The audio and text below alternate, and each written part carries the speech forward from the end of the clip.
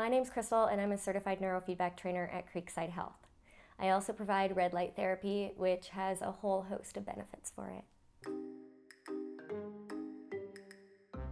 Well, basically what neurofeedback is doing is balancing our central nervous system. So when we're feeling a little disjointed and we're experiencing things like anxiety, depression, brain fog, lack of sleep, or sleep disturbances, it can often be from either a emotional trauma, physical trauma, something that has thrown our central nervous system kind of off track.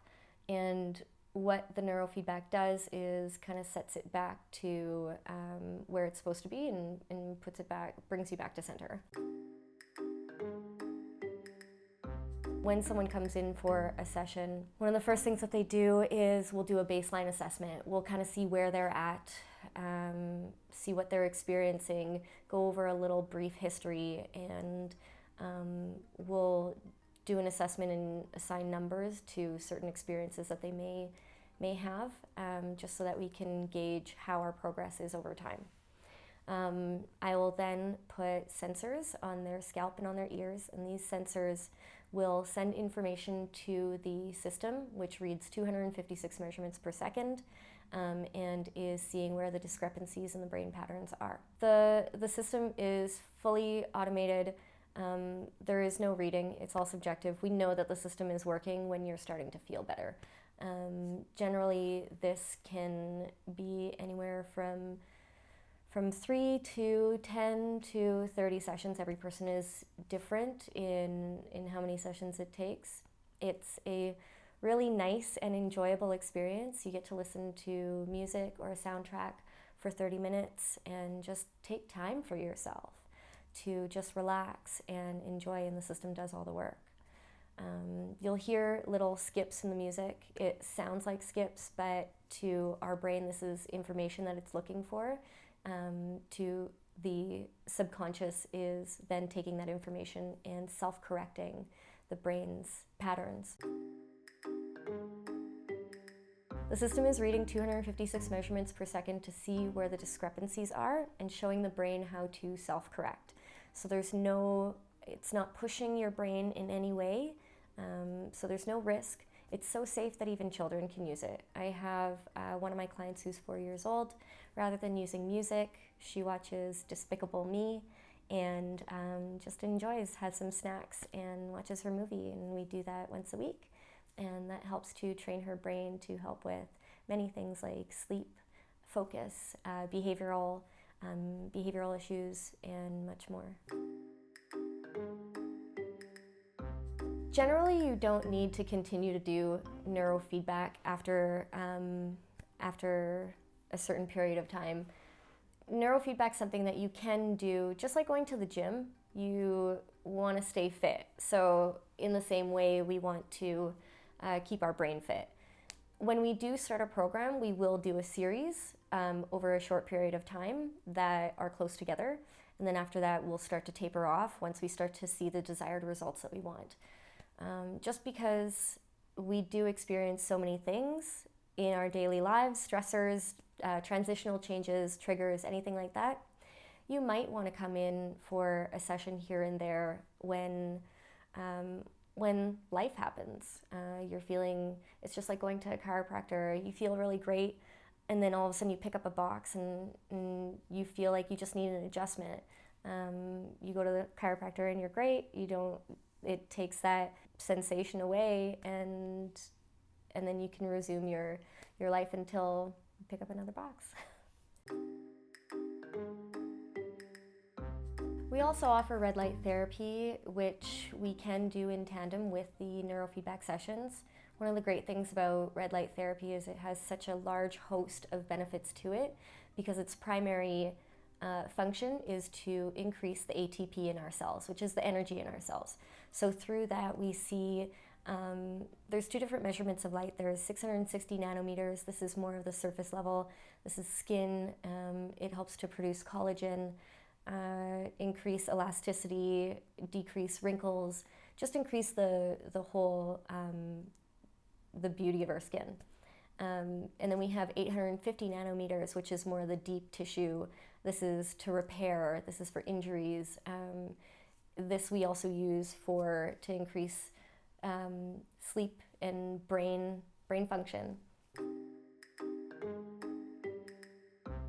Generally, we don't really have a number of sessions that any one individual will need. We can't give an assessment of what each person might experience. We want to do generally 1 to 3 sessions to see how your body responds to the neurofeedback before knowing how many sessions would be best. It's really great to start with 5 sessions. We also have a 10-session program as well. Our Clear Path program, it comes with health and wellness tips, a little bit of a guide to get you on your way to healthier living. We also have a first responders program. If you're interested in any of those options, please visit Creekside Health. Oftentimes, my clients are coming in because they're going through a transition. I think we've all kind of gone through a certain type of transition this year that has been really, really difficult to navigate. So a lot of people have been feeling kind of stuck, not knowing what to do with their lives, feeling either anxious or restless, or having issues with sleep, experiencing brain fog. A lot of those things are what I deal with every day. And after several sessions, one of the things that I really notice firstly is that people feel a general sense of calm. This allows them to think easier, to be able to focus more, to have more ease, more resilience in situations that arise that might have made them feel a little bit uncomfortable. Generally, they do find a lot of times neurofeedback helps them get out of their own way. I've noticed, interestingly, a lot of my clients that have been on the cusp of a life transition, kind of figuring out what they want to do with the rest of their, like the next chapter of their lives, find like, I've always wanted to do this, or I've thought of going into this field for a long time, and I just never did it. After 2 or 3 sessions, all of a sudden I'm like, how are you doing? And they're like, you know that course that I told you about? Well, I'm in it and I love it and I can't wait to finish. And after 10 years or so of not moving into something that they always wanted to, they've found that they're able to become unstuck and move freely and flow into a direction that's more positive for them. My favorite part of what I do is seeing the transitions that people come in feeling really stuck. Like I definitely feel that that emotion too, because that's why I started what I do. Is I was there too, and seeing them be able to get through that and come out of that place to be able to enjoy their lives, to be able to have better relationships with their partners or their children, or move into a career or a direction that is super fulfilling for them, is the best part of what I do. A lot of the times, what the neurofeedback is trying to do is not for someone else to be their cheerleader, but for them to be able to be their own cheerleader again. And that's one of the biggest missing components, is that we lose that resilience, we lose that belief in ourselves, and that ability to just move forward and thrive where we need to.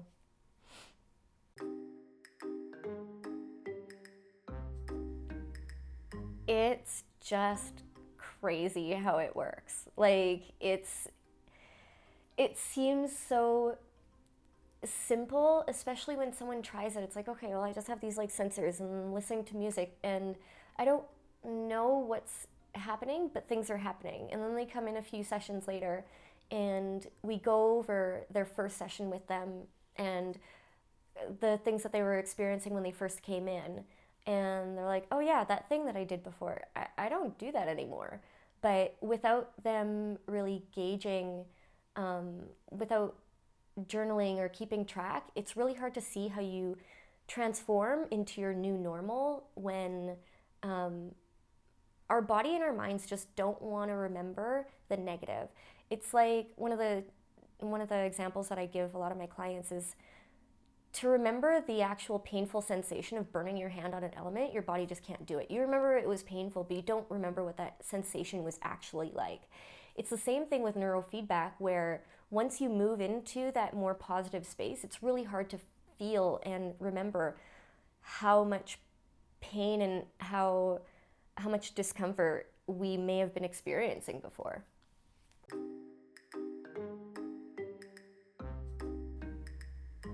When you come in for a neurofeedback session, the best thing to do is just let the machine do its work.